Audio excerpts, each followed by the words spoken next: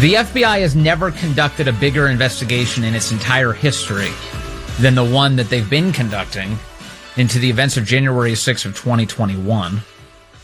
They have been bragging about all of the Americans that they've arrested and charged and locked up. And my next guest is, well, he's about to jump into a crazy situation tomorrow as he surrenders himself for arrest to this Biden administration. Steve Baker is an investigative reporter for the Blaze. He covered the events of January 6th and has been covering them ever since. And he joins us now. Hello, Steve. Good to have you back with us, sir. Hey, Vince. Thanks for having me. So my understanding is, as of earlier this week, you did not know what the charges against you are going to be. And at this hour, you still don't. Is that correct? We still do not know. Both of my on-scene attorneys tomorrow will be given the charging document statement of facts as soon as I submit myself for arrest at 7 a.m. tomorrow morning here in Dallas. Does that add up constitutionally? Aren't you entitled to know what you're accused of before you, quote, surrender yourself to arrest? Well, this is an interesting situation, and technically, no. Technically, they don't have to unseal the charges until a defendant's arrest. In this case, they're not coming and swatting my home with 25 agents with the red dots pointed on my chest and at my family and my children. So they're not doing that. They're giving me the opportunity to come to them. So as soon as I submit myself to them and I'm served at that point with the arrest warrant, immediately the charges become unsealed, and my attorneys, I probably won't even know unless one of the agents volunteers and tells me what they are, because I won't be allowed to have any devices or any other type of writing utensils or anything else. So I may or may not know at that moment myself. Okay. So tomorrow, you do know at least some of the contours of the charges. I understand that you've been told that they're only misdemeanors. Is that correct?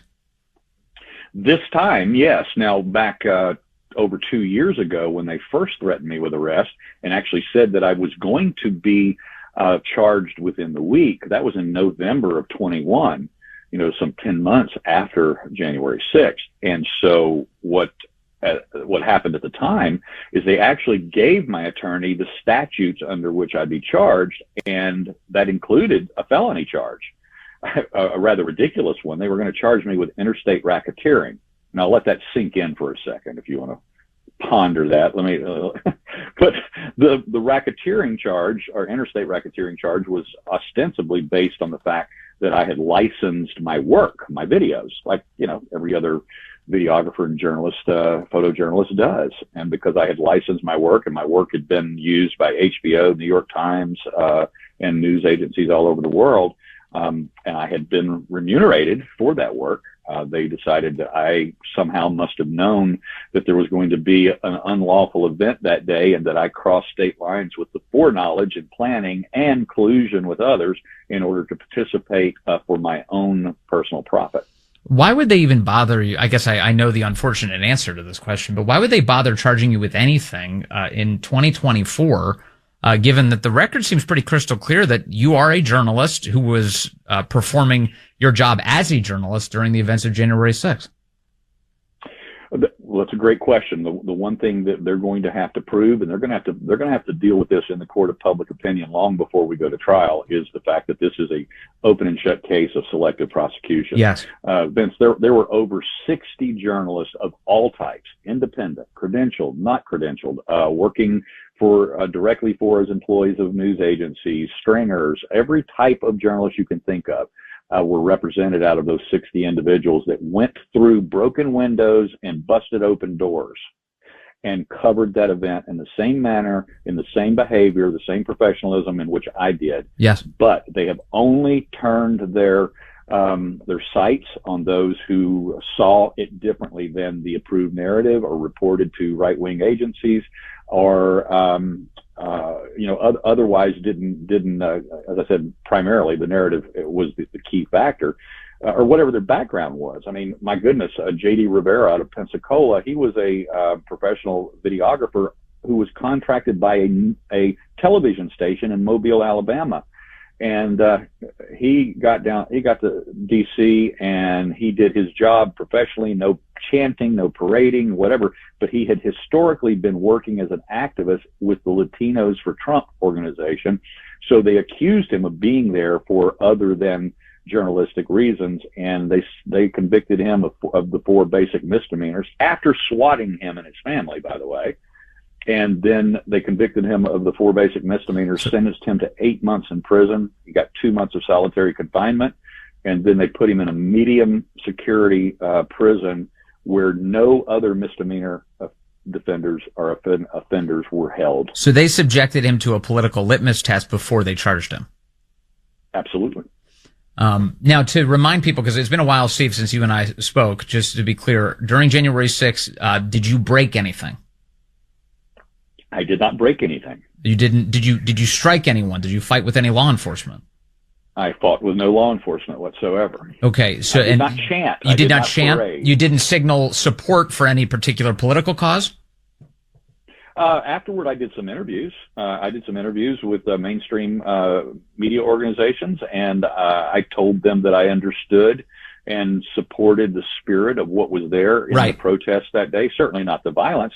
And I was out there with WUSA with cameras on me, and I pointed at the dome of the Capitol building. I said, "There's a darkness under that dome." Yeah. And this is what these people are upset about. They've just been locked down for a year in their homes, not able to leave, not able to work. I had about a 15-minute tirade on camera. I'll be interested to see how much of that they pull out and use. Yes. But my point being is that this was after I had exited the building. It was not how I behaved and how I conducted myself inside the building. Sure, you weren't demonstrating inside the building is what I mean. No, and I was wearing no political gear or attire or symbols. Quite frankly, Vince, I've never been a Trump supporter, and that's gonna be very interesting when they go pull out all my social media and try to show that I had a mindset as to be there as a supporter of Trump when they see the memes that I created against him. Can I ask, are they making you into one? Of course. Yeah, and I've been public about that. I mean, they are putting me in a position to where I'm going to have to choose between the guy who is locking me up, his administration, his Department of Justice, yes, and the guy who's saying I will pardon you. Yep. Yeah, I can see how you would arrive at that conclusion. Yeah. Hey, so is that illogical? That makes a lot of sense to me. I'd do the same thing if I was in your position. So, one thing I do wonder, I do know some conservative journalists, I've worked with them, who covered the events of January 6th. They had credentials to be inside the Capitol building. Perhaps that's the reason they haven't been hit with charges as of yet. Were you credentialed to be inside the building? Do you think that's the kind of technicality that they may be trying to exploit? Well, see, this is where the law is very interesting. No credentialed journalist is allowed to cross a restricted barrier or a restricted police line. Got it. It doesn't matter. It doesn't matter what your credential is. If you have a congressional gallery, Senate House gallery press pass, you do not have a legal right, local, state, federal, whatever, to cross a barrier without express permission from local law enforcement at that moment. Now, for generations and in most circumstances, law enforcement, again, local, state, federal, have always kind of looked the other way or even waved journalists in behind police lines or barricade lines, right, so that they could record and report what was going on in the public interest. Yes. But the second that a law enforcement officer says you have to leave now, it doesn't matter what your credential says. It doesn't matter if it's the New York Times, if it's Blaze Media, or if you're uncredentialed. Got it. So what this leads to, as you point out, is a perfectly good case, a strong case of selective prosecution, because you've got any number of corporate news outlets who are really kind of the deciding factor in this cartel of journalism, of like how they get treated. And so all the corporate news outlets, they're basically fine. And there will be some conservative news outlets as a result of their connection just to the congressional press operation that maybe, if we go after them, then that's going to subject CNN reporters to problems too. So leave them alone. But Steve Baker, let's take him out. And boy, it does look like selective prosecution based on everything you just laid out, Steve. I think that that's what it is, Vince, and I will tell you the truth here. The fifth person in through that broken window on the northwest side of the Capitol, what they call the Senate wing door, right? The window that was the first one busted out, the initial breach. The fifth person through that broken window was a New York Times reporter. He broke the law. He entered a restricted space in a very unusual way. It wasn't just walking through a door; you just climbed through a window. A highly provocative manner in which he did that. Yeah. Now, he's not been charged, as well as, other individuals from other mainstream. There was about 60, as I said before, about 60 journalists who passed through those doors and windows. Now, there was a whole cadre of journalists, left-wing, right-wing, Fox News, whoever, that were inside the building already covering the election certification. Now, that's a whole different group of reporters and journalists and photogs that were already in the building. They were in there with the permission of Congress. Anybody else who crossed over those first barricades with Ray Epps broke the law, technically. A New York Times reporter climbed through a window into the Capitol. If I recall correctly, Ashley Babbitt was executed for that very thing.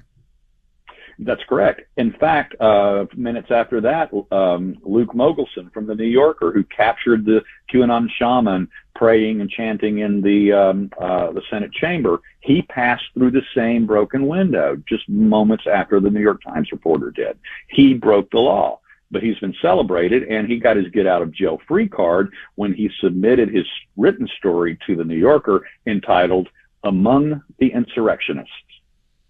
His narrative was correct, and therefore he's not been charged. Steve, what's the big picture here? What does this tell us about the state of our country right now and our justice system, sir, in your view? Well, I mean, it's becoming cliche, but it's still true. We have a two-tier justice system right now. It's highly politicized, and we are looking at selective and political prosecutions and persecutions right now. And in fact, how all of the January 6th defendants have been handled by way of comparison. You can compare them to the 2020 rioters. You can compare them to the immigrants crossing the border and committing all manner of crimes across our country in, en masse right now. We can make these comparisons all day. So many of these other far, far more violent perpetrators of crimes, local, state, and federal, are being treated with kid gloves, catch and release, charges dropped, sent back out to commit crimes and crimes and crimes over and over and over again in multiple states until they kill someone in Georgia. But the January 6th grandmother takes a couple of selfies inside the Capitol Rotunda, right, and then exits 10 minutes later. Their lives are destroyed. Steve, I don't know if I've asked you before. Do you have a family, Steve? Well, I'm at a interesting situation. My children are grown. My children are proud of me. They're living their own good lives now, and they are in a good way with me. We all spent about an hour on the phone together last night on a conference call, just the three of us. I'm not married, and yet these two human beings on the planet are the only two whose opinions I care about. And they love me, and they're proud of me, and they're supporting me. And so as a result of that, I'm ready to fight. Tomorrow, when you turn yourself in for arrest, at this moment, you expect misdemeanor charges. Do you expect that you will be detained beyond that arraignment tomorrow? We have been assured on multiple occasions to multiple of my attorneys, directly from the assistant U.S. attorney handling my case, that there will be no request from the magistrate to issue a detention of any kind. I am supposed to be arraigned in the morning, and I'm supposed to be released. The only thing that is, upsetting to me, it's laughable, but it wasn't necessarily unexpected, is they have informed me that I need to show up at the FBI field office wearing, and I quote, shorts, a t-shirt, and flip-flops. Now, you have any idea why that is? An easy transition into prison clothes? Is that what that means? That's correct. That's correct. Easy transition into the orange jumpsuit and leg chains. Just as they did independent journalist, Stephen Horn, from Raleigh, North Carolina. They marched him in front of the magistrate there in Raleigh, North Carolina, in leg chains and an orange jumpsuit for 4 misdemeanor charges. No violence, no parading, no picketing. It's all tyranny theater. Same thing to him. Yeah. No, yeah. It's out of control. Steve, Godspeed. I'm saying a prayer for you tonight, and I'm so grateful that you came on to explain all of this. Please keep your head up, and we are so grateful. I look forward to talking to you again in the future, sir. Thanks, Vince. I really appreciate it. Be well.